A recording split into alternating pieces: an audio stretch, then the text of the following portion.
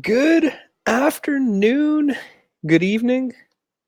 Hello, everybody. Welcome to today's coaching campfire. Really excited. We've got Mr. Tad Hargrave from Marketing for Hippies, who is going to be joining us in just a moment. Just waiting for him to log on to the screen to show himself here.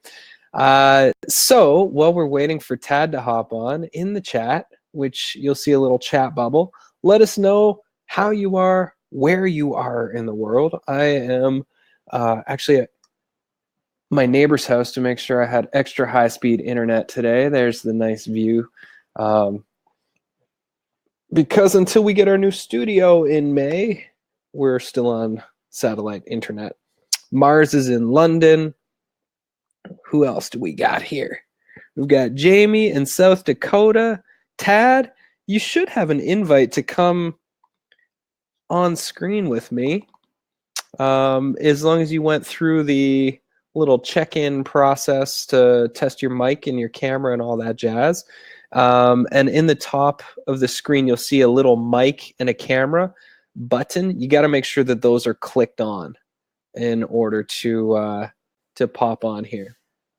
Now I can hear you. Now I can see you, the glorious bearded man himself. Yeah, this Demio is a little confusing. I almost couldn't figure it out myself, but here we are. Good to see you, man. Thanks for taking some time out of your schedule to come niche it up with us today. These sessions are always eye-opening, and as you know, I just reached out to you to book a private session for later this week because you're the guy. You are the guy who I trust and believe in when it comes to anything to do with ethical marketing and finding your niche and communicating in an authentic and effective way to your audience. So I appreciate you for being here, sir. Good to be here. We got people from all over the world logging on. This is very exciting. I love when that happens. It's amazing, the internet. So for all of you, if you don't know Tad, he's coming. I think this is your third workshop coming and doing over the last couple of years with us. You can check him out at marketingforhippies.com. Tad is creating up a storm these days. You have been making some amazing video content and blogs. Your blog must be like 10,000 articles long by now. That sounds weird, yeah. So what we've kind of set an intention between our emails. What would your intention be for today, Tad, and how you want our time to go? My big intention would be to help people get unstuck around their niche, because niching is one of these big. Well, number one is for people to get some really candid feedback around how clear their niche is, because part of the challenge with niching is that people, sometimes people don't realize niching is a thing, or they realize it's a thing and they think their niche is terrible, but it's actually pretty strong, or they think their niche is really strong, but it's actually pretty terrible. So I'd love for people to get some candid feedback on how their niche is actually landing. And how strong it is, but from two sides. I mean, because there's one side of the niche of, does it feel good for you? You know, is it fulfilling? Does it light you up?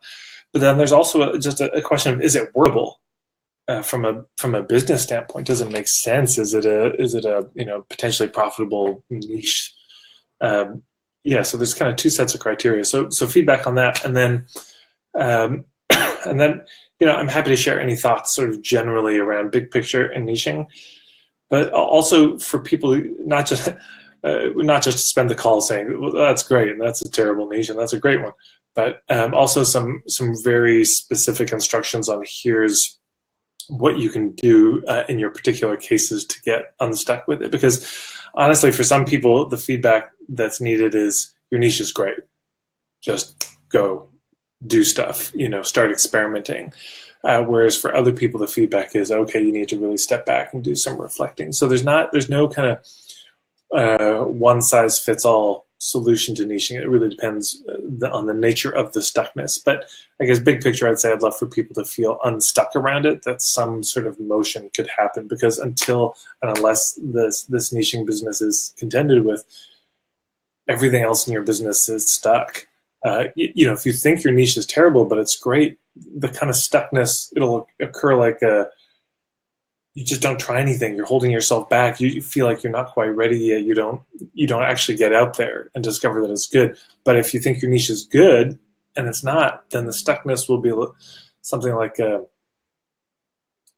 you keep doing things and nothing's working. You're putting in so much effort. You're getting yourself out there so much, and yet the more you get out there, the less it seems to work. You know, the more confusion there seems to be about your work. The tragedy. So those would be my intentions. Love it. So I just posted a question in the chat, everybody. On a scale of 1 to 10, how clear and confident do you feel about your niche? So just write down your number so that we can really start to pick out some of those ones that may not feel as awesome. So Mars said a 7. And while we're waiting for some numbers to come through, Tad, maybe what is the feeling people will have on the other side of finding that clarity? Like, how do we know when we've landed on something that is the right fit? It's a good question, because the feeling that people walk into niching with often is fear. You know, it's the fear of like you're asking me to cut off my right arm. I'm gonna have to, you know, choose one part of my business over another, but I love it all, and I want to work with a variety of people, and so I'm going to be missing out. I'm going to be losing out if I niche. I'll lose clientele. I'll lose fulfillment. It's going to be a bad thing. It's a net loss, and it's fake. And I don't want to do this because, you know, the reality is I'm such a Renaissance person, and so I don't want to be artificially constraining. Yeah, all that. So it's just a lot of fear. So what I found is that's how people feel with niching is you're trying to figure out your role in the community. There's so much trepidation about it. So people are scared of niching, but they're not actually scared of their niche. When people find their niche, there's this immense just relief. And usually there's a kind of giddy feeling that people get. You know, one of the people you've also had on, Lisa Baker, does I think learnpartnermarketing.com is her website. Yeah. But she's been doing this partner marketing thing for a while. And she just really landed on this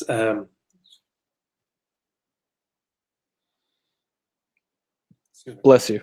Thank you. She really landed on this realization that what she wanted people to do was not just be better partner marketing, but be better humans. And she's done so much work with homeless people, and realizing that the dynamics of how we see other people, whether they be we see them as less than or more than, it's also inextricably connected, and that we'll see this person as an influential partner, and we feel like we have to approach them with all this kind of on hands and knees groveling, or have to posture like we're also successful so they'll pay attention to us. And with homeless people, we'll look down on them or we'll pity, you know. So anyway, she just had, when that landed for her, when she started to see that so much of her niche was based on how she approached it, and as that clarified, she just felt on fire. She was just like, oh my gosh, she wrote this book called How to Grow Your Business and Be a Better Human or something that she's just about to release. She wrote it in a couple days, you know, just like it all came out of her. So you start to feel so excited, and content and ideas just starts to flow and appear. And it's almost like you can't stop it once it shows up, versus until you figure that out, everything is stuck. Yeah. Everything hard. Everything is like so much effort because you're asking an impossible question. Yeah. You know, how do I promote this generic thing that in a way that people will love? It's like there's no answer. It's the wrong question. Yeah. And I mean, what we're doing here at eCourse Adventures is building online courses and content and media. You know, we're essentially building media companies here. And if you don't know who it is that you're building this media for, then all of the video lessons that you are creating may essentially be being taught to the wrong people. You know, you may be speaking to the wrong audience. You may be bringing the wrong personality to those videos because you haven't quite articulated who it is that you're trying to serve. Yeah, and I would just say, if you can imagine it like a Venn diagram with niching, there's these three overlapping circles, and one of them is who, one of them is what, and one of them is how. And all of these play into our niche. There's the who's your target market, who's your ideal client, that conversation. There's what do you do? Because sometimes somebody's niche is based on they just do this very unique thing and nobody else in town does it. Nobody else on the internet's really doing this. And that's what makes them unique. And sometimes it's the how, which is, the point of view piece that we've spoken about so much. And it's kind of your perspective, your philosophy. So you might even be working with the same group of people doing the same thing as others, but the way that you do it is so unique. And yet, if you don't have those three things figured out, you are doomed to be generic. You're doomed to be lumped in with everybody else. It's like, oh, you're a life coach. Got it. Oh, you teach yoga. Got it. And the challenge is they'll either not understand the titles. You say, I do permaculture. And there's still a lot of people just literally have never heard that word before. So you've got the challenge of they have no idea what you do. Or there's the flip side of the challenge of they think they know what you do. Like, yeah, you do Tantra workshops, right? It's people get together naked sexy times, right? And it's like, oh, God damn, so people will assume they know what you do. And both are a challenge. So the need to get really clear about these three. And I think, today we'll primarily focus on the who, because I'm assuming you're all coming with some sense of a what, some sense of you have an idea of what you're offering. And the how, it's a much bigger conversation, this whole point of view thing. That can take a while. But the who thing is actually pretty quick and pretty easy to discern. And so we'll start with that.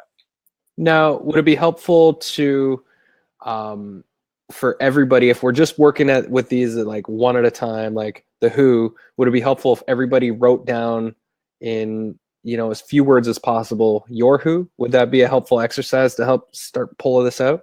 Yes. Yeah. And so here's the exercise I would give is in 140 characters or less, or now tweets 280, but you know what I'm saying.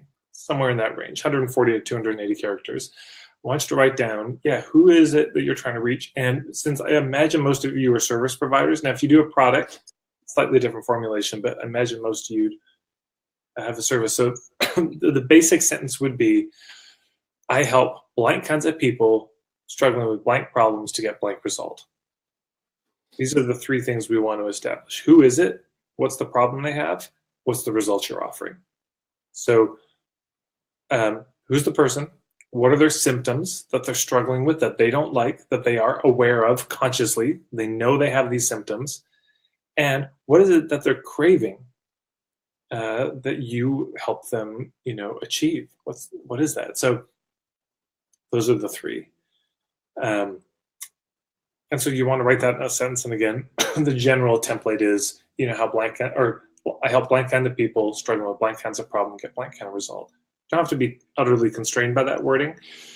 Yeah, and if it's a product, it would just be like, I offer this product, and what's different about it, the way I do it is. Perfect. Yeah. So everybody write that down in the chat. And if you have a question or if you need Tad to repeat it, just write down your questions or just write down your answer to what he just said. And I'm working on mine here as well, because this is something I'm going through. I got into the Viatech Venture Acceleration Program in Victoria here, a 2-year startup company program. So we're doing a market validation workshop over the course of 3 full days. And so this is something I've been digging into a lot more and revisiting, which has been super cool. Okay, Chris is asking you to repeat the question one more time, Tad. Yeah, I'm just typing out the basic. These three things that I'm typing out, this is where almost everyone I see struggles. These three things are not clear.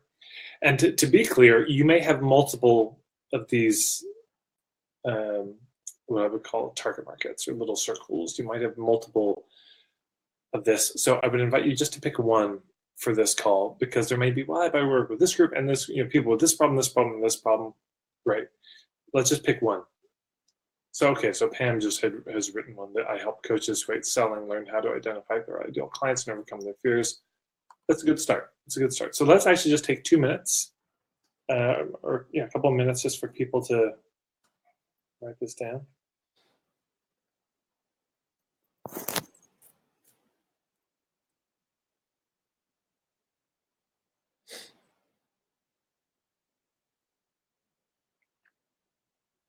This is the heavy lifting. I mean, what you're working on right now, articulating, is fundamentally, this is the key that unlocks every headline you will ever write, every title you will give to any talk that you do. I mean, it's all in here. If you know what this is, the rest becomes pretty easy.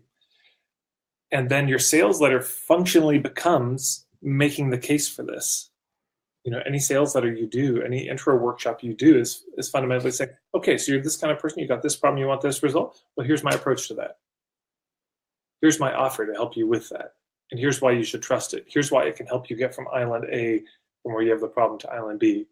So it's a very big deal.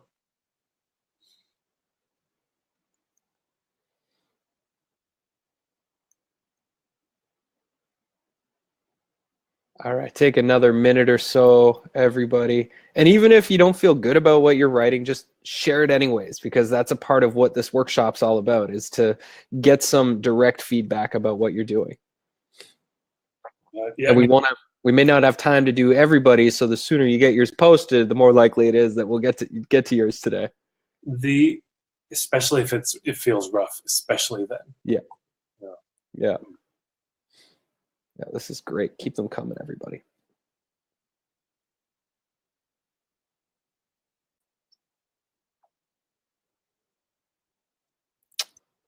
Janine asked, what if you offer a combo of products and services? Which I know a lot of the multi-potentialite students on the mountain here, we've all got a wide variety of things. And this is something I've often had troubles with, is like, I do meditation and I do professional golf and I do e-course adventures and I do there's just a lot of things that I do. It would be helpful if she could just type out what are all these things that she's trying to combine. Like, what are the different products for different services? Yeah, that would be good to see. Yeah.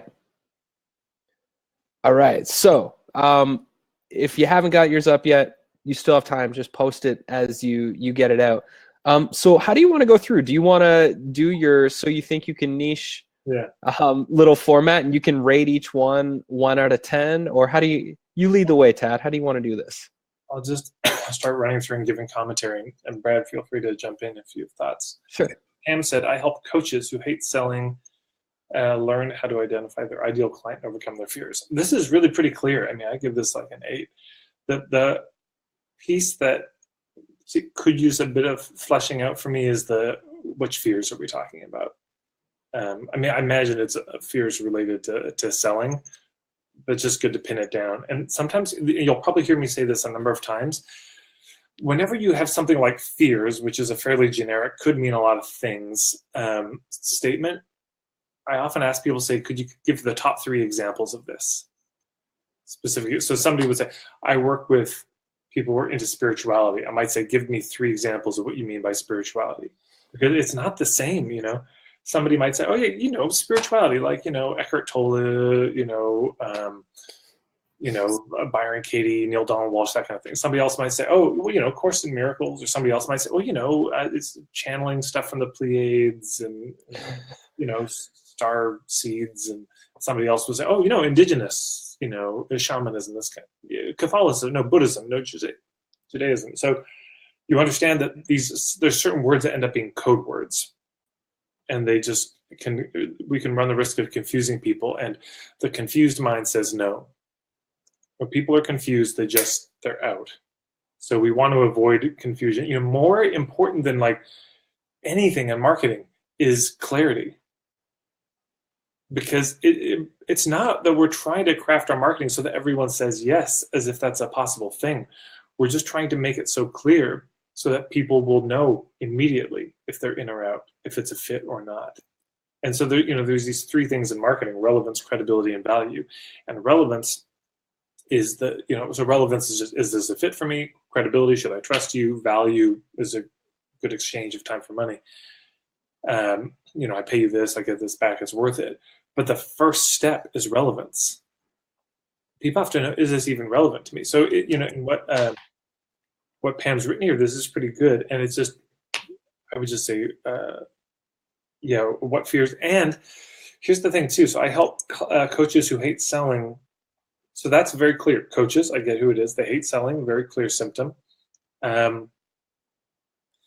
The thing is to learn how to identify their ideal client, overcome their fears. This is your point of view, Pam. This isn't the result they're coming for necessarily, unless they're coming to you saying, boy, I've got these fears I want to get over, and I want to identify my ideal client. That feels important. If they're coming to you craving that, and then that's great.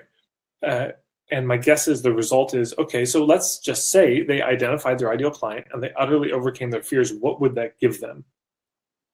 What would the end result of it be? Now, it may be sort of implied, so we don't have to be too precious about it, because they may, of course, they get more clients, they make more money. But it's good not to lose sight of this, that the reason they would want to identify their ideal clients and overcome their fears, these particular maybe top 3 fears, there's a reason. Now, is that to build a 6-figure business, a 7-figure business? Is that to just live comfortably? Is it to what do they want those things for? What is it that they are craving that they imagine those things will give them? And again, if they're coming to you saying, you know what, God, I've been through all these coaching programs and I realize I'm not clear on my ideal client. I realize that's my sticking point, and I'm realizing I'm just scared to sell and I just need to overcome that. If they're coming with that conscious awareness, what you've written is perfect. So it kind of depends who you're going for. Are you going for people? This becomes a big question in niching. Are you going for people who already get it, who are already at that point where they realize ideal client is the thing? So, for example, my niching spiral home study course, which is almost done, which Brad and Andy have been amazing in helping me create. It's designed for people who already get that niching is the thing to do. I'm not designing this to make the case for niching.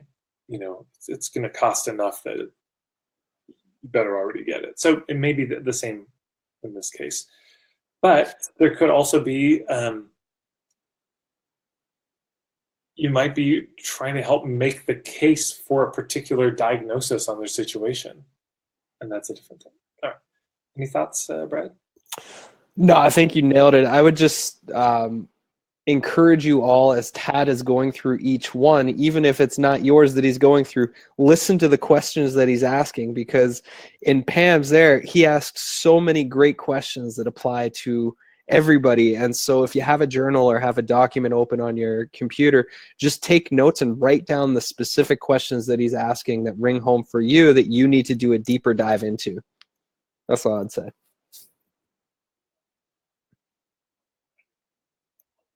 And their blogs into business. Is that niche enough? Yeah, that feels pretty clear. Now, there may be a particular type of mom blogger. That's pretty niche. Is it any mom blogger? Is there any criteria you would give to further refine that? That's one possibility. Turn their blogs into business. So what we don't have is the problem, which is okay. So, we've got, fundamentally, we're trying to see, there's this kind of person on island A, and they want to be on island B. That's fundamentally what we're saying. So you could collapse the who and the problem into one, really, because that's island A. And we've got these people, they want to be on island B. And then a question becomes, what do we focus on more in the marketing? Do we talk about the problem, the pain point, and dig in and focus on that because that's what's really going to get people to buy? Or do we focus on the result that people want because that's what they're really paying for anyways? Or do we talk about both? And there's no hard and fast on this, but it's useful to probably speak in such a way that would be recognizable to where those people are. Because for some people, what's more real to them is the pain. And, if you've ever been in chronic pain, I passed gallstones for years, not knowing that's what it was. Probably about 4 times it happened. I just thought it was really, really, really bad stomach ache. And I can tell you that the absence of pain is the greatest thing I've ever felt in my life. So, you know what I'm saying? If somebody's suffering, sometimes that's literally all they can think of is like, if this problem just went away, I'd be happy. So you speak to the pain, then you speak to the problem. There's some empathy here, like, yeah, it's bad. We get it. And for some people, it's the result is more what they want. There's just something they're craving, and it's not like their life is so terrible. Maybe they just want to fall in love and meet their soulmate, and that's what they're craving. And it's not like, is your current dating situation terrible? Because they may be like, no, I'm actually okay. Dating is fine. The thing is, what's more real for me is I want this. Yeah. So, okay. So to help on blogs turn their blogs into business. Yeah, and you might into businesses, right? So you may just qualify. What do you mean by businesses? I mean, this sounds ridiculous at one level. But a lot of people, of course, go out of business, are broke in their business. So, I mean, having a business can be a boondoggle that the albatross around your neck that drags you down into the abyss. So it could be good sometimes, like just 3 adjectives that you would use to describe the business. Like a fun, profitable, fulfilling business, or something like this. Yeah. To make sure that it's really clear. So they say, oh yeah, that's the kind of I want that type of business. So Brad, can we come back to yours later? Yeah, totally. Mars said, I help birth workers struggling with cultural competency to work in cultural safety with their clients and peers. So there's a bit of jargon here, and this is just good to lift up for everyone. There's certain words that are very big in our scene that are not big for everyone else. So I would just say, if you, Abby, if you feel like, or sorry, Mars, if you feel like your people understand that language, great.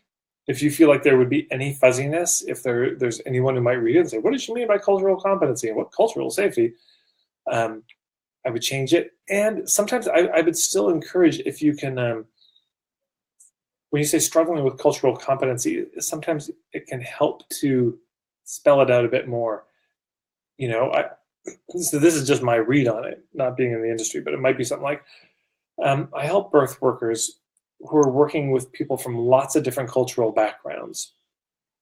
And, they're just really nervous about misstepping or saying the wrong thing or offending somebody. And I help them, work in such a way. I mean, this is a lot of words, and of course we could trim it down, but it can be good to just spell it out a bit more, to flesh it out, so somebody would read it and say, that's me, that's the situation I'm in. And this is one of my favorite questions around niching, which I got from Jeffrey Van Dyke, which is this question of, what's the perfect moment for you to show up in their life? There's a moment where it's too soon, and then there's a moment it's too late.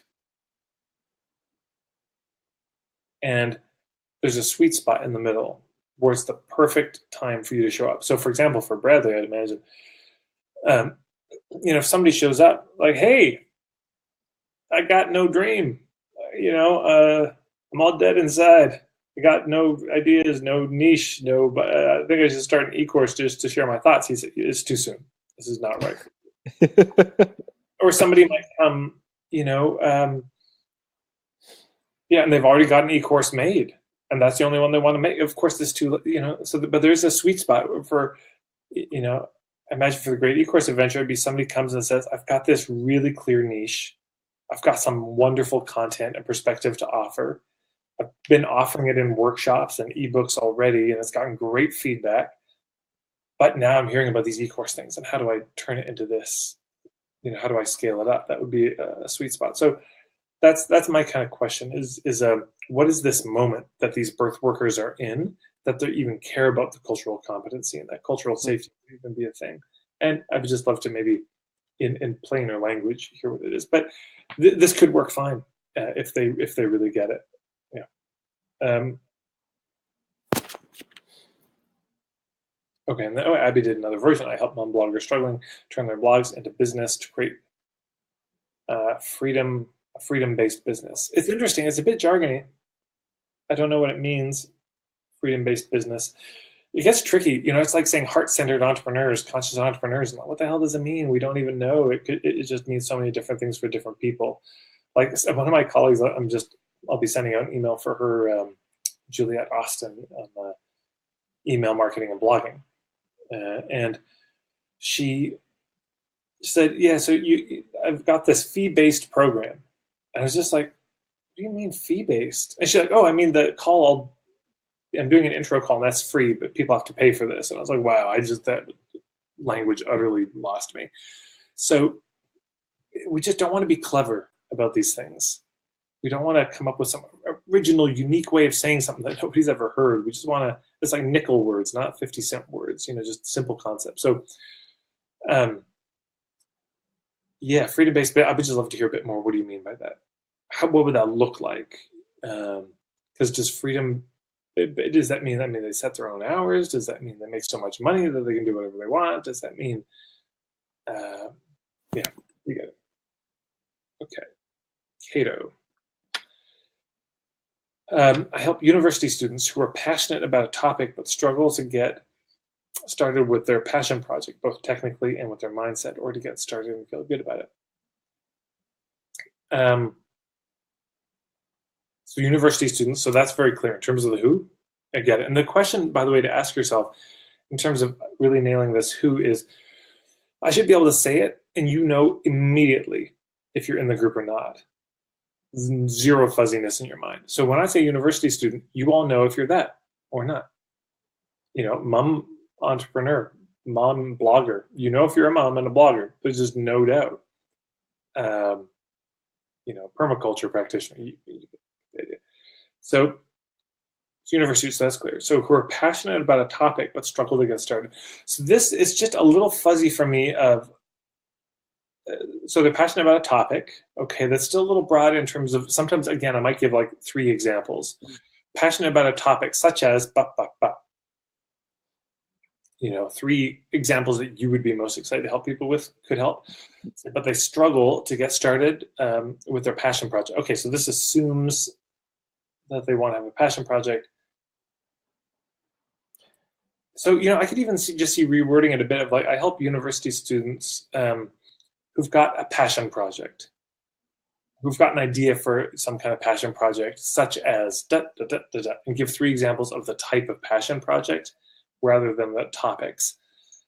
Because this could be like starting a nonprofit, I don't know, doing a clothing swap or hosting a meetup group. I don't know, but what would be 3 examples that the university student would read and say, oh my God, that's totally me. I've got a project that's sort of like that I want to start. And you can give 3 to 5 examples. You can give a bunch of examples of it, and it's like, to me, it's like clarity matters more than brevity in these things. I would rather somebody ramble on in a clear way than be concise in a fuzzy way. If that makes sense. I'd rather, it could be an idea like this or this or this or this. But if they're all on point, if they all follow the same thread, people will just like, oh yeah, okay, I got it. If the core idea is clear, the more you talk, the clearer it becomes. If the core idea is fuzzy, the more you talk, the fuzzier it becomes. The more lost people will get. She says a topic like sustainability that they will, and the passion project like starting a blog or a YouTube channel. Awesome. Perfect. And she says she'll think of 3 clear examples. Perfect. And I would also just jump in and say, like, as far as they're struggling to get started, I'm wondering what's under the surface of the struggle. Is it people, are these university students that are battling with depression, or they're overwhelmed by all of, the demand in their academics, that this passion project will really like strike a bunch of life into it and give them something exciting to focus on. So something like, if there's a deeper layer beneath the surface of the types of university students and where they're at energetically, emotionally, mentally in their life and with their schoolwork, maybe you can somehow weave that into the who as well. It's because I hear they're struggling technically and with their mindset. So now as soon as you say technically, it makes me think, okay, so there's clearly some technical something you're offering. But it's not, is it all kinds of technical? Like if they're trying to figure out how to make a wind turbine, there's some technical knowledge. Do you help with that? If they're trying to figure out how to dig a well or build a building, there's technicals. You get what I'm saying. So this is where sometimes we just think, oh, it's so clear what I mean by these words. But if I were to just have everyone on this call write down the top 10 words that they're associating with technical, or what you mean by that, we would have a bunch of different interpretations, and we want to avoid that as much as possible. And then again, but struggling with that and with their mindset. The thing is, nobody thinks they're struggling with their mindset. Nobody sits at home like, boy, my mindset is really screwed. Very rarely, unless you're on therapy. But they may be saying certain things to themselves, or they may just, the question would be, what's the symptom of a bad mindset that they would be aware of? That's Island A. Island A is the symptom, the thing they're already aware of. Because what we don't want to do in articulating our target market is to say, here's what you need. What you need is a better mindset. What you need is more discipline. What you need is more balance in your life. That does come when we start talking about the how and the point of view, sure. But for this initial part of relevance, nobody is sitting there being like, or rarely, it's not quite as sure a bet. Versus here would be the symptoms you would have if your mindset was off. It's like, yeah, you've got this big project, and yet it never seems to happen, and yet you never seem to find the time, and yet you never take advantage of opportunities that appear to make it happen. Except, how do we know it's a mindset issue and not just this is a hard fucking thing to do? Mm-hmm. How do we know that it's this and not just the technical side? So, okay.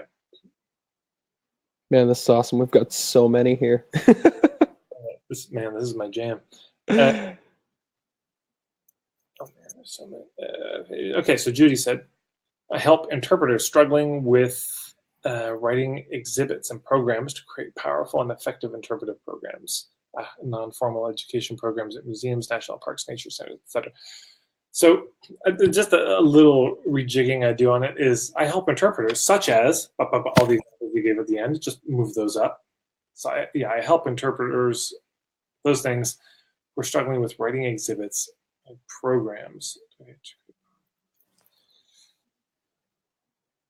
Okay, so again, this is a thing in the industry. They probably know what it would mean by to write an exhibit or a program. So I imagine this is the program that you would be giving out. Is this the physical paper program that they're getting, like you go to a theater show, or is this a program like a workshop or the tour they're designing? Like so the word program for me is a little fuzzy there. I think it would be like a program if you go to a national park, and it would be like the brochure to like find your way around and see what little information about the exhibits and that sort of thing. Okay, so that's from what I. Yes, so again, this is one of these things where we want this to be clear. Yeah, museum exhibits, guided tours, living history, etc. She says. I'm just gonna scroll down. And wayside signs and nature trail signs down at the very bottom. Okay, yeah. So that helps clarify a lot more. Yeah. And again, then there'd be this question of, okay, so let's say they create a powerful and effective interpretive program. I still wonder, what would that give them? It's always good to ask yourself, if you look at the result that you're offering, if they had that result, what would that give them? What would that allow? What would be freed up? What would be possible? What is it that they want this result for? Sometimes that result really is of course, you could do this ad infinitum. Well, if they do that, they get a appreciation from their boss. And if they did that, then they might get a raise. And if they did that, they make more money. If they have more money, then you can just go, and then they'd be happy. And then they'd be at peace. And if they're at peace, then there's a stopping point. But I would encourage people to dig a bit deeper. Like, look at that result, and is that the thing they're craving? Because again, we don't want to get into this place of there's things that you want for them, and there's things that they want for them, and we don't want to be selling them the thing we want for them, because that gets back to what I was saying about the balance. You'll have so much more balance in your life, but that's not what they're craving necessarily. It might be, but we want to be focused on saying, here's how this can help you get the thing that you already want. Okay, Jenny said, I help female horse riders. That's a very clear who. My God, you'll just know immediately if you're this or not.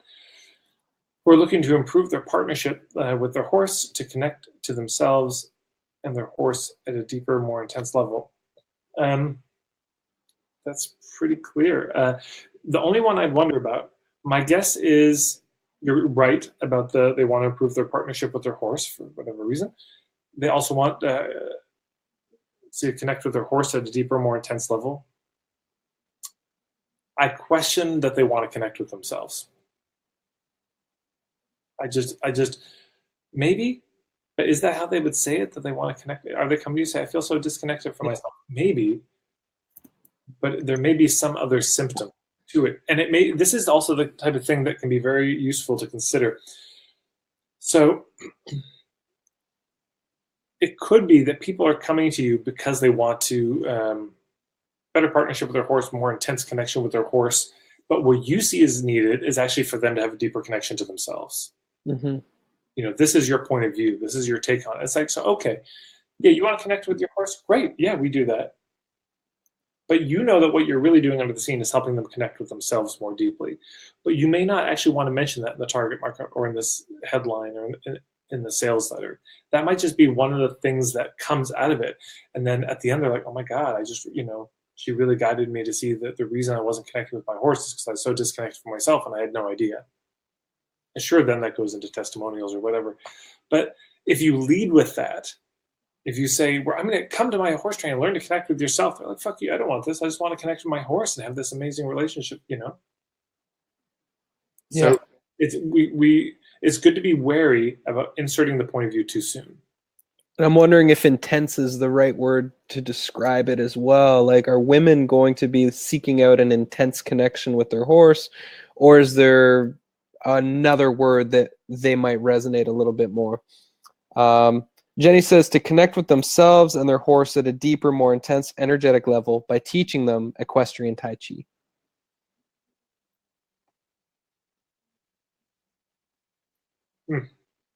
Okay, so the question. Okay, so then that's the kind of what that's being offered is equestrian Tai Chi. Well, so I mean, this is the thing. You've got to look at your people. If they're coming to you saying, I want to, and that's the way they word it, I want to be more connected to myself, great. If that's not how they're saying it, we want to always be listening to what do they say when they're coming. Mm-hmm. Coming saying, I feel so disconnected from myself, I really want to connect with myself, great. But it's what do they say in their emails to you? What are they, responding to? And we can test this is the kind of thing with a Facebook ad that you could literally test.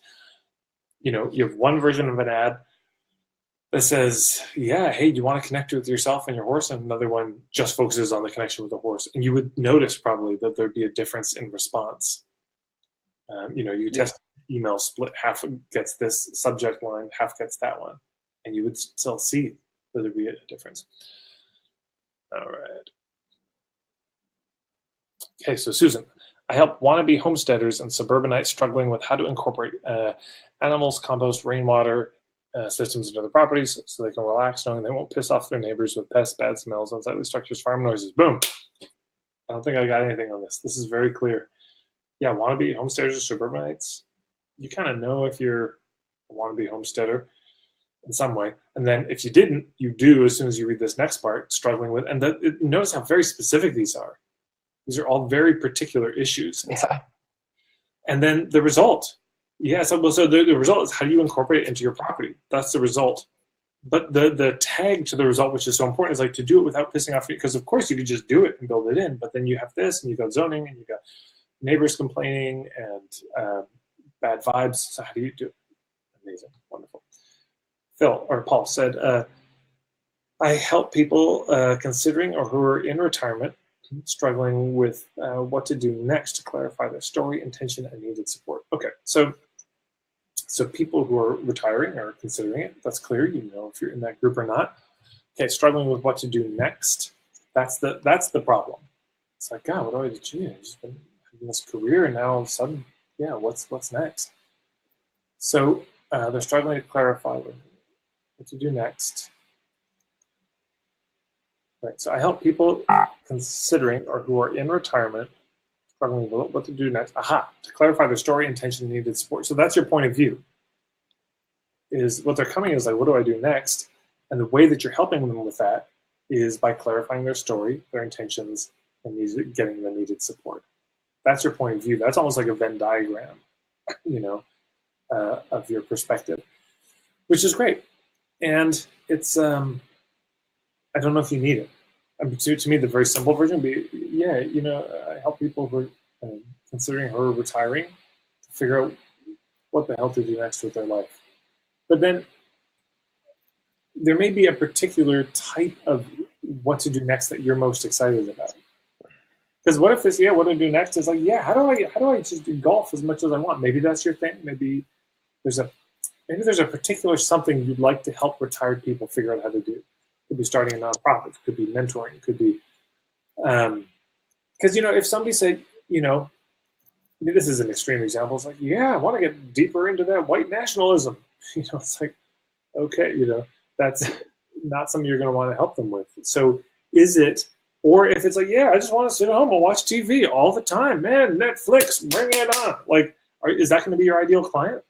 You're stoked to work with, or etc. So you get the idea that it's good to ask oneself, what is it? What types of people? Like, okay, I want to help them achieve this general result, but if I'm honest with myself, what types of things would really light me out? Because then you can drop those three, such as this, or this. Maybe that's spending more time with your family and grandkids, or maybe that's starting a project or a nonprofit, or maybe that whatever. So beautiful work. Thank you for doing it, all of you. I mean, this is wonderful stuff. I'm so stoked about this community we have here. Amazing. Okay. Allison said, I help people heal from head injuries so they are no longer in pain and can think clearly. That's really clear. I mean, you can flesh it out a bit of 3 types of head injuries, that you might have suffered from this, but people probably know.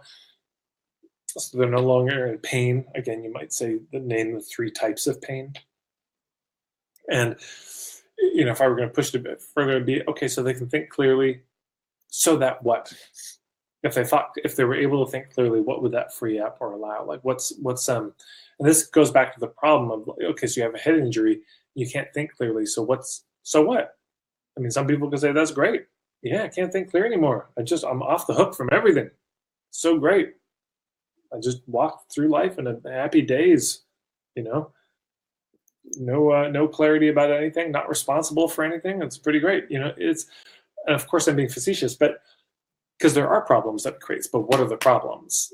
It can be helpful to name those because it's just a little deeper connection. People read and say, whoa, that's what this head injury has caused this, or what are the particular things they want? But basically this is clear. I mean, this is like a 7 or 8 out of 10 for me. So I would just say roll with it just, at this point. Because the big thing with the niche is going to be, my guess, Allison, is that your niche is going to be mostly defined by the how, mostly defined by the approach that you have to it, because there must be so many different approaches to head injuries and how to work with it: emotional, spiritual, physical, biochemical, mechanical, all these things. And so why will somebody work with you? It'll be that. They'll be, who are you and your vibe, but then, what's her approach? I like her approach. It's different than other people. That makes more sense to me. So that will become a part of the niche.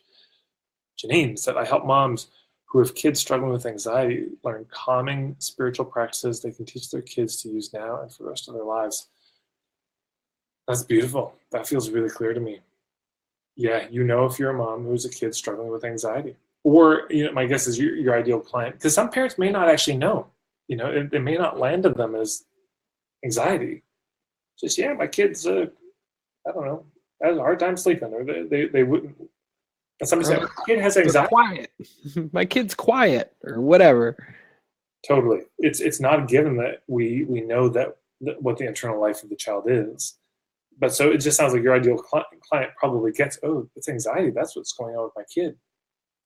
So, okay, so we know who this is, and they would know that, and then I'm going to help them teach this that they can use for the rest of their lives. I think that's beautiful. Janine, thank you. And I think the question is, will spiritual practices be clear enough for them? Just brings that in again. Will the parents resonate with spiritual practices, or, if it's a hardcore religious parent, will they be scared of that and actually not pursue further because of what they associate with spiritual? So that's one of my questions when I hear the word spiritual in the context of this, just because of the years of teaching meditation and entering into land of the woo-woo.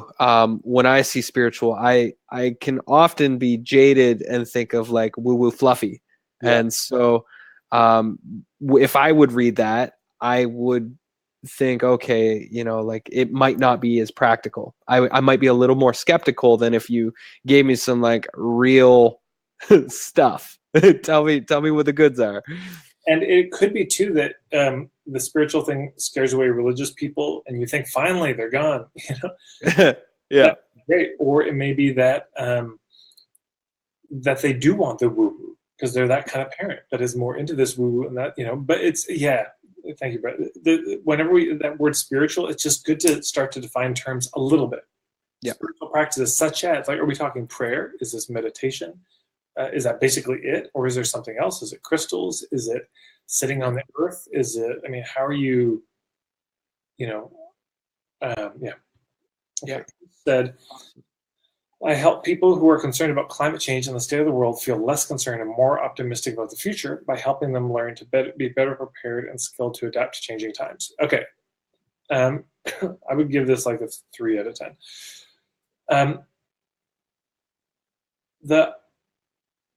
I love what you're up to. Amen. I can relate to this in my own way, certainly, and I think a lot of people, most people alive in the world today, would probably resonate with this at some level. But this is part of the problem, is it's a little bit broad in that way. So this is one, I think, Chris, that could benefit from just a bit more specificity about what it is that you're offering. My guess would be permaculture or primitive skills. Primitive skills. Okay, so it's interesting. So that was my second guess. It's good not to be. So I would just tell people, this is an example probably of taking it a bit further than it needs to go. My guess is that if you said that at a party, somebody just be like, oh, okay, it wouldn't necessarily land. But if somebody said, what do you do? I teach primitive skills. Oh shit, no way, I've been wanting to learn. I think what they're probably craving is actually to learn the primitive skills. They read a Morris Chansky book and now they're just like all about it, So I would probably just lead with that. It's like, yeah, I swear to God, like I teach primitive skills. Okay, so he says emergency preparedness, permaculture principles applied to resilience. Okay.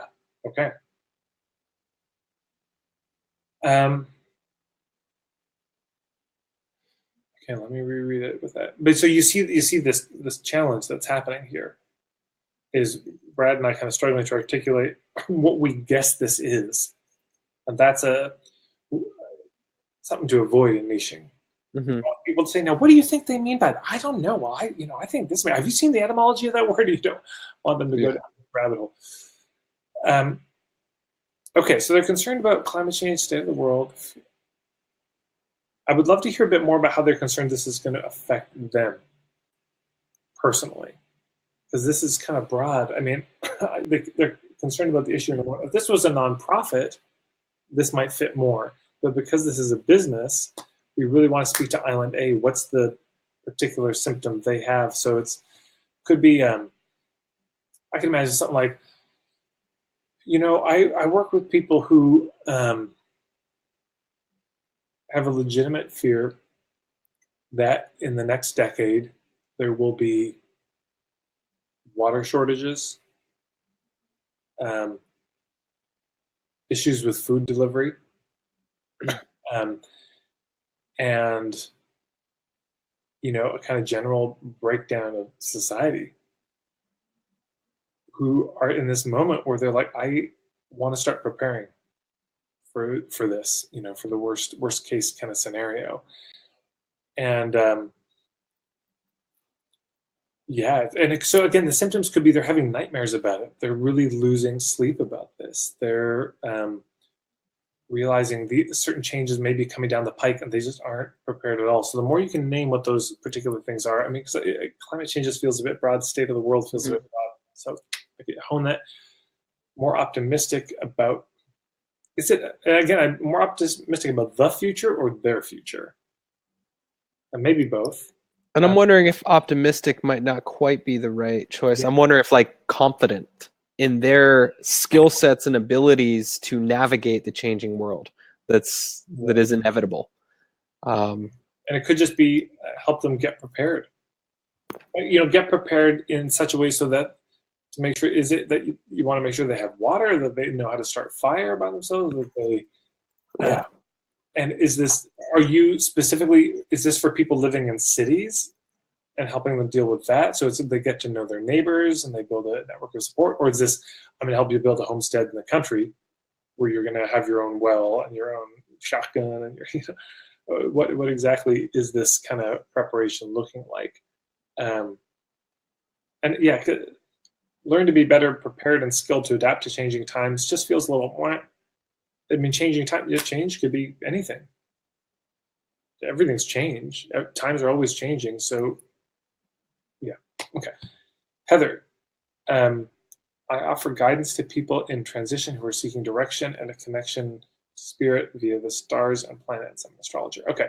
So I would just say astrologer right off the top, because to me, this is a 2 or 3 out of 10, because people in transition, this is one of these code words for everybody. This is an interesting thing to consider. This is nothing in life that isn't a transition. Literally everything, that is the nature of life, constant transition.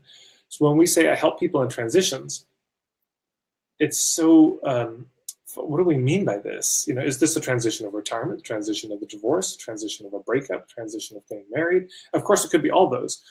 But the upside of this is that we can start to really define what are the transitions that we are most drawn towards. And it can be helpful to think about what are the transitions that were hardest for you, or the hardest ones for you to overcome. And you could name those. Like, here are the 3 I'd be most excited to work with. Of course, it could be anybody, but these are the 3 I'd be most lit up in helping people with. Yeah. Yeah.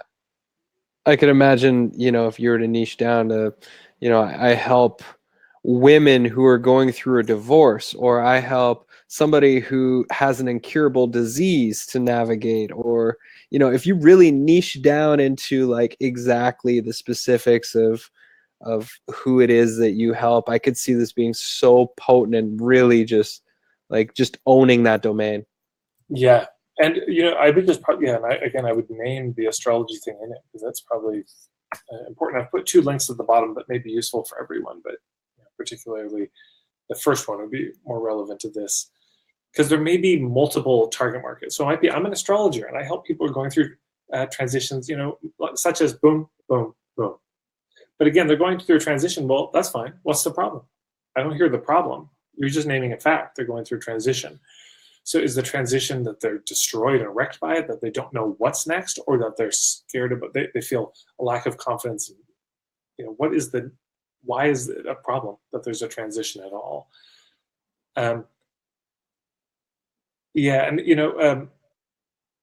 To say like who are seeking direction and a connection to spirit via the stars and the planets, I just don't know if that's how people would say it. It's like, I really want to feel connected to the spirit via the stars and planets. I would probably just say astrology, and it's implied in there. Okay. Lifter. Okay, Chris said, with Lifter LMS, I help course creators struggling with technology to get paid, keep their students engaged, and change the world. So struggling with technology, I don't know what you mean by that. So I'd name the top 3 struggles here, and what technology exactly you're talking about. To get paid, great. Keep their students engaged and change the world, good.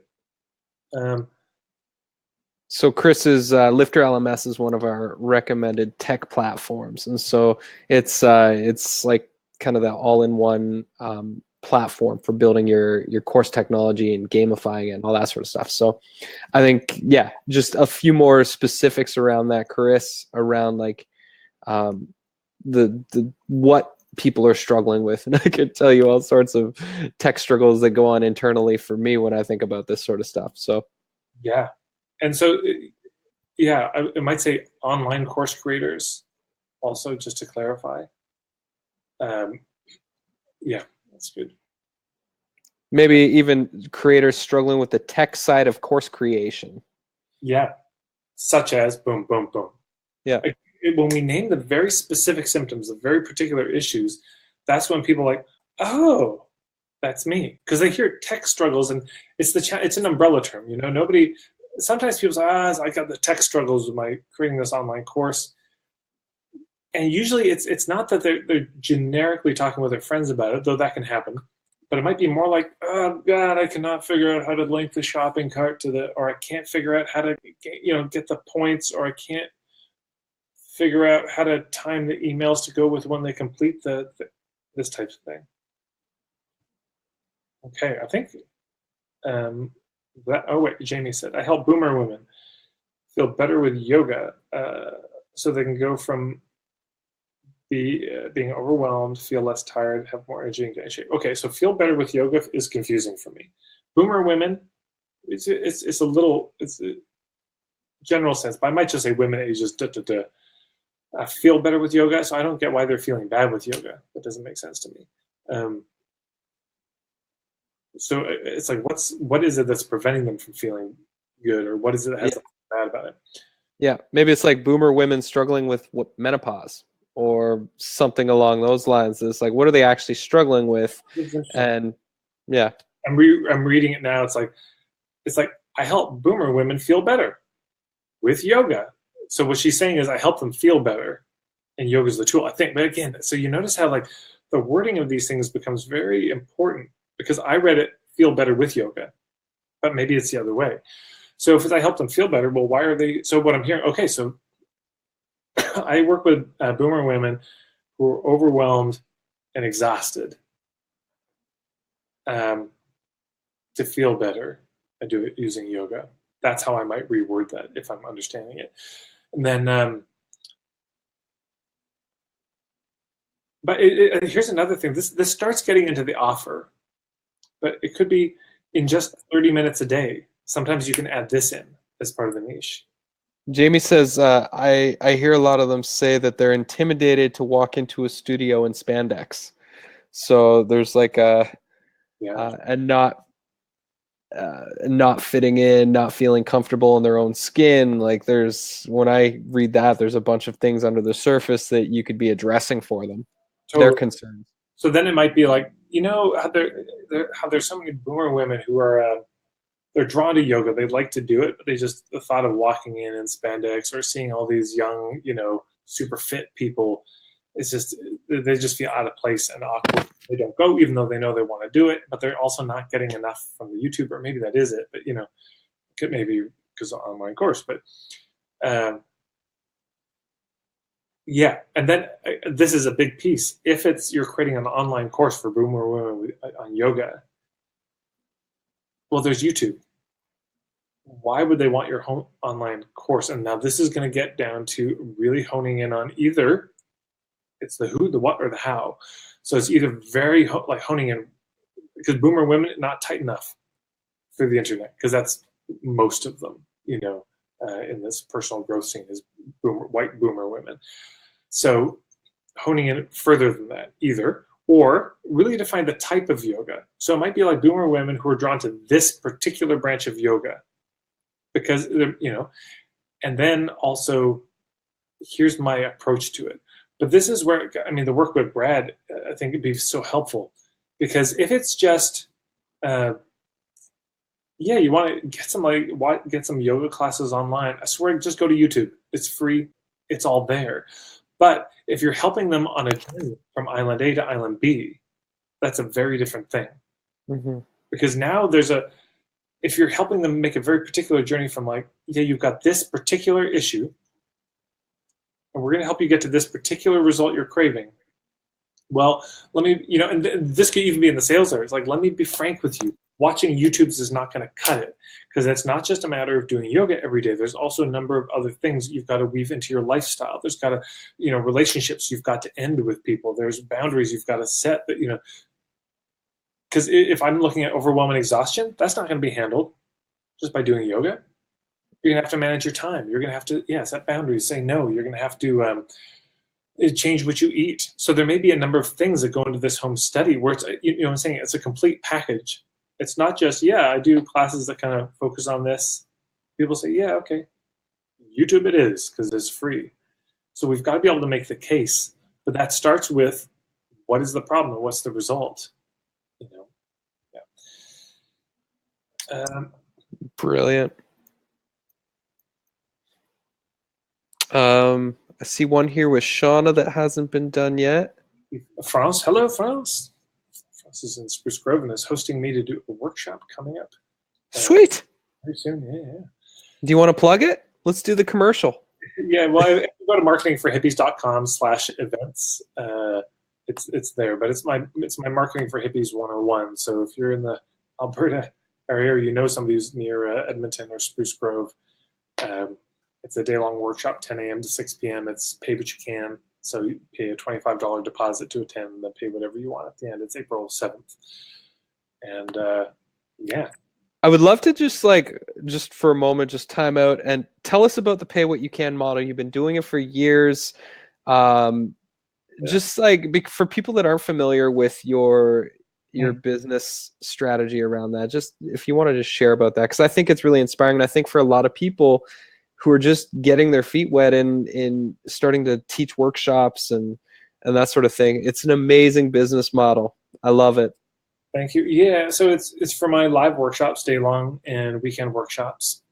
I do it on a pay what you can basis, meaning people pay a small deposit to secure their spot, and then they pay me whatever else they want to pay me, if anything, at the very end of the workshop in the last 7 to 15 minutes.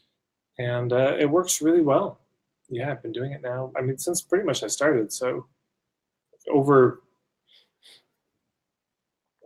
since 2005, so 13 years. No, well, there was one before that, but a long time, almost 15 years maybe in total I've been doing pay what you can.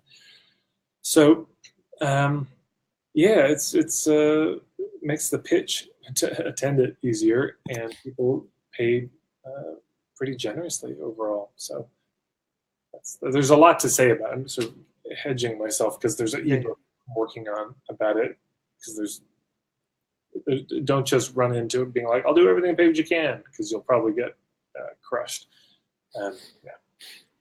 Yeah, I can't wait for that ebook to come out. I think it's going to be brilliant for you to share everything that you've learned from this journey. I mean, I did it with my meditation programs, and that's one of the reasons that that my meditation spread to 50 countries, is because it made it completely accessible. However, doing it on the internet leaves people less accountable, and there's less of a human connection with an actual person on the receiving end of the money that they're giving. And so what I found with my online stuff is people typically over 80%, probably about 80% paid the lowest price point, which was $1 to sign up for a course.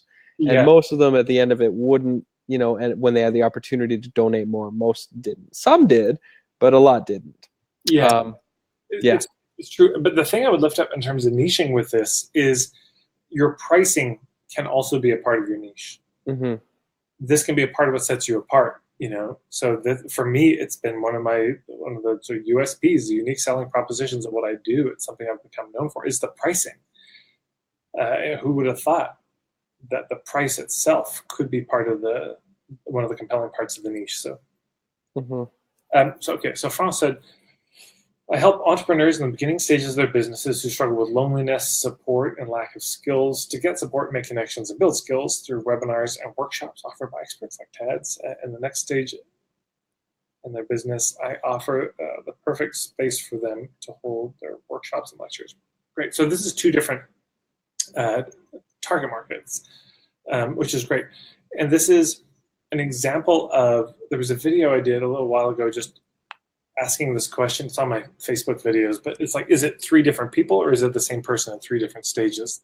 Because, like Brad was saying earlier, it's I do golf, and then I also the meditation, and then I do the business thing. Those are 3 different businesses. That's not the same business, Yeah. But in this case, we're talking about the same person, just at different stages, in their journey. And so, it could be on a homepage. If you go to marketingforhippies.com/homepage, you'll see a blog post about this type of thing, where when somebody gets to your homepage, they could click on this, or this, depending on the nature of the situation they're in or the moment that they're in. because there might be different moments they appear. So, France might have somebody show up and say, yeah, I've already got the skills and the support and, a good crew of people. I just need a place to host my workshops and lectures. Great. It's not like she's going to say, no, go back to being lonely and unskilled and unsupported and come to me and I'll help you get, obviously not. So, but, okay, so let's focus on the first one. I think the second one's really clear. So entrepreneurs in the beginning stage of their business struggle with loneliness. Okay, support and lack of skills. It's a little fuzzy for me what you mean by support and what you mean by lack of skills. Like what are the skills or support that you see the most lacking? Again, the top three. And again, this is sometimes I gave the format of struggling with, but it might just be like, I work with a lot of entrepreneurs who are at the beginning stage of their business and they're just fucking lonely because they're sitting at home or just working by themselves all the time. And they want to grow their business, but they don't know how to do so when I hear support, is this moral support, which then connects to the loneliness, and then it could be the kind of thing they're lonely and their spouse, they just can't keep talking to their spouse about their business anymore. Because their spouse, I don't want to hear anymore. This is all we talk about. So they don't have anyone to talk to, or other colleagues, they feel sort of isolated, that type of thing. Is it the laughter of recognition I heard? That was my weekend with Celeste, just having multiple dates, and each date got overpowered by my need to process stuff that's been going around in my head. So I got to make that up to her this week. So yeah, that was me. Okay, so what you just heard is testimony. This is the type of thing. You go on a date, and then the date gets seconded to you sharing your ideas in this. If you hear what I'm saying, if you say something that's so real, that comes from real experience, you'll say it, and somebody listening to it will just be like, ew. That was me. True. Oh God. And then relevance. You see what I'm saying? The relevance is just immediately established. Like, oh, that's true. So what do you do? Tell me more about what you do. Maybe I need some help. And the other thing, France, I'd say is because you are geographically based, good to say entrepreneurs in the kind of Edmonton Spruce Grove area, just to name it. That alone, people are like, oh, we got it. And of course, you could name the types of entrepreneurs. I mean, is it really every type of entrepreneur? If they're making soap, is it? If they're, tanning leather hides, do you want them to bring the leather hides in when they brain tan them? Is it all service providers? Is it? So, yeah, there's a little more room for clarity. I think basically it's good. And there's one other you said you saw there? Shauna. I help stay-at-home moms of teenagers who want to discover their new sense of purpose when their nest is in transition because they want to bring their dreams to life. Okay, so I help at-home moms.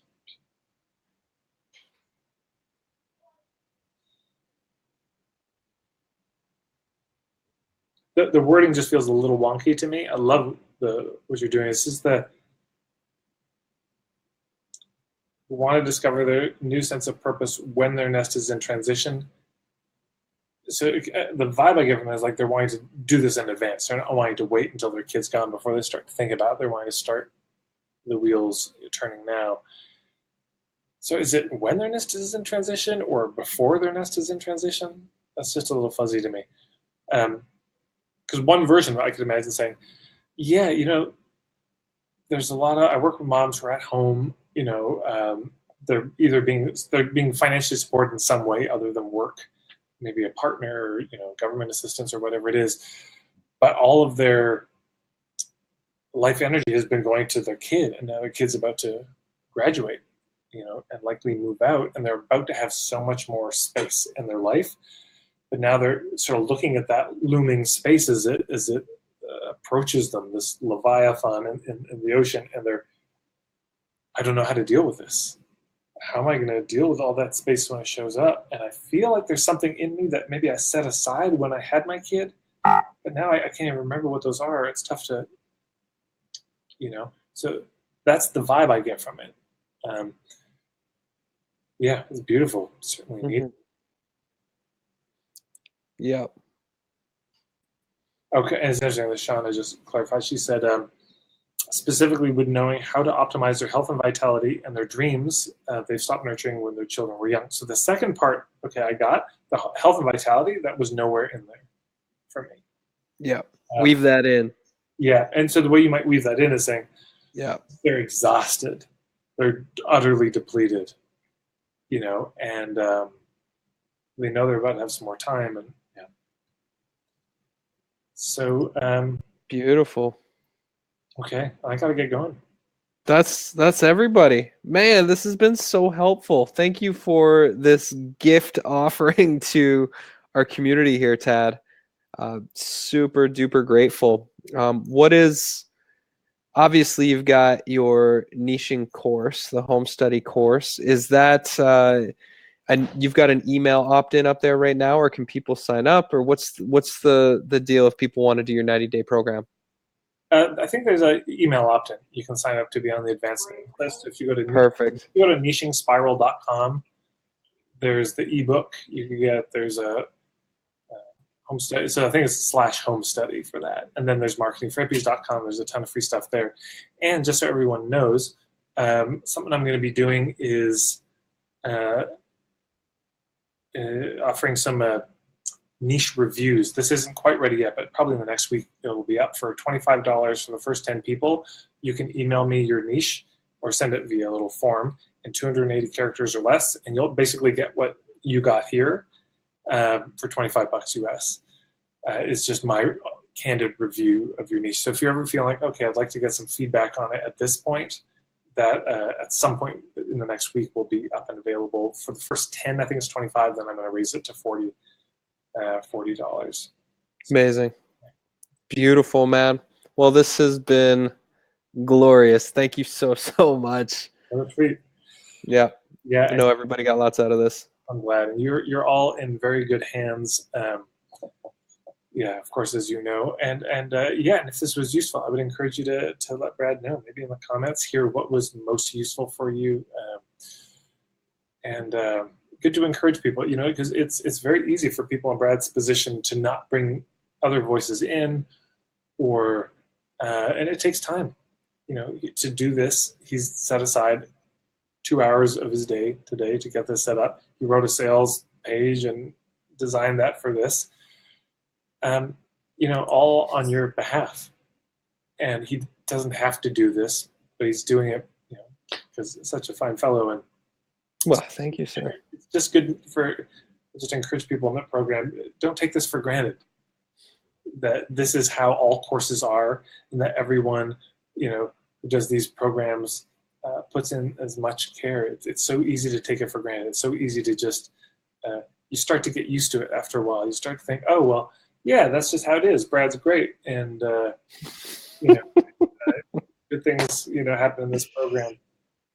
It's very rare. And some of you, if you've been through other people's programs, you know what I'm talking about. So don't let this slip into normalcy for you. You know, gratitude is in order in these things, I think. So thank you, sir. Oh. I appreciate that. Yeah, I don't think there's many courses out there for $35 a month that include all of the glorious things the Great E-Course Adventure includes. Well, I mean, if there were, I'd be promoting them. Yeah. You know, but this is just, I mean, for whatever it's worth, it's probably not much, but this is the only thing I promote anymore around online course creation. And I do have other colleagues who court me and want me to promote, and I just don't anymore, because this is the best thing I've come across. I could name 5 specific clients who've come to me. One is a doula who came in the middle of her birth, because things were chill. It was just a block away, and I happened to be doing a workshop down the road when I was in London. But she literally snuck out at a break in my workshop, a lunch break. She came over to say hello, and you would think she'd say, "Tad, I just want to let you know I'm so grateful for all you do," and that would be the focus. But she said, "Yeah, I'm in the middle of the birth, and thank you. It's just so good to meet you in person. And you know, the great E-Course adventure that you connected me with is that's what she talked about the whole damn time that I ran back to the birth." So I named a bunch of clients. Thanks, Mars. you know, oh, Mars, that was you. Oh yeah. So funny. That is just so awesome. You know what I'm saying? It's rare. This is a very special thing, and it's easy also to imagine that this will last forever. It's easy to just get used to things and think, oh, it's always going to be this course is always going to be here. Brad's always going to be doing it, and who knows how much longer. So this is just, oh man, just be swept up in the gratitude of it all, because it's a very very fine thing you're in, and yeah. So Mars, my love to you. It was so good to meet you, Brad. My love to you, and Thank you, everybody. Thank you, Tad. Yeah. As much as I'm like pulling apart the way you articulate your work, um, that me doing that is my sign of respect and admiration for you and wanting that work to do well in the world, because it wasn't something I read there that I wasn't thrilled is in the world, and yeah. Thank you, sir. Well, I deep bows to everybody here. Getting to read all of the niche statements just helps me to understand more about who's in this community, and it's amazing. I mean, of course, you're all the people who I want to see your work reach your intended audience, because your work is really important and needed. I did not see one single person here today that has like, I want to help people get rich quick and make tons of money so they can sit on a beach sipping margaritas. Like, our community is just so not like that. So deep bows for everybody. Yeah. Thank you. Okay. Beautiful. See y'all soon on the mountain.